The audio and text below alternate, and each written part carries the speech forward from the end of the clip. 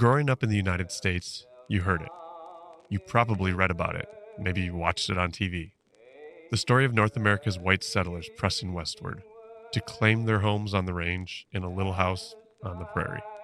In the songs and stories of our American heritage, the prairie was a folk hero in and of itself, where deer and antelope played, the heart of what would become our beloved amber waves of grain. But how many of us have ever seen it for ourselves? This land of American lore. We go looking for it, some 200 miles due north of St. Louis, near the eastern edge of Iowa. And what we find fenced in on the side of a road is a graveyard. There isn't very many acres left, really, of tallgrass prairie, 99.9% gone. 99.9% of Iowa's prairie, which once covered 86% of the state, is gone. Symbolically, one of the very few remaining patches still left here is a cemetery. Heavy gray clouds assemble overhead as we approach. We pass under an old metal archway that reads Rochester Cemetery in rusty block letters. Wading through patches of knee-high grass, past gravestones 180 years old, Jacob pauses. And I turn on my recorder.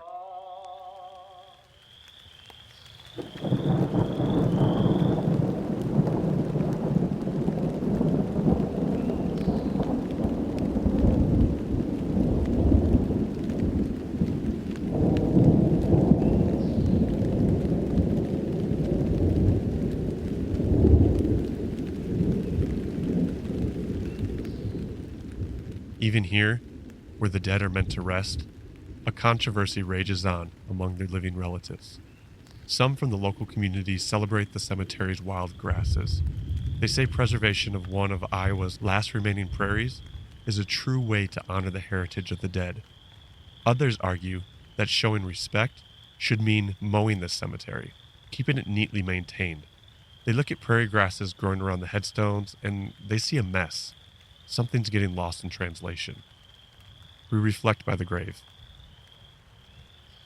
30 million acres of prairie was wiped clean in Iowa. It's an ecosystem now functionally extinct. But we've already seen before, as we've made our way up here, the kinds of forces that drive something like this to come to pass. Whether it's big industry or agriculture, or the two becoming the same thing. Maybe it's government persuaded to look the other way, to allow business as usual to grow toxic, just so someone can turn a profit. Or maybe it's the wedge the modern world drives between people and what their native habitat even is, what it does, what it's supposed to look like. You can bet where 99% of an ecosystem's been destroyed, all those forces have a part to play. But here, where Iowa's homesteaders have returned to the earth, let's not forget something else we've learned. We are a part of a much bigger picture, where ecological connections extend from the smallest, most local of details to the broad brushstrokes of birds sweeping through our landscapes by the billions. There's power in those connections, but there can also be peril.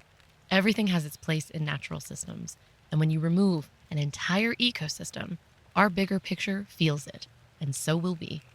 And as some of our friends we've met along this journey will tell us in this episode, what happens in Iowa does not stay in Iowa. We may be at a funeral, but we promise where we're going, there's still hope. Call it a resurrection. We'll find out what's happened here. But to bring this ecosystem back, first, we have to know what we're looking for. Let's go inside the 0.1% that remains to show us a sliver of light.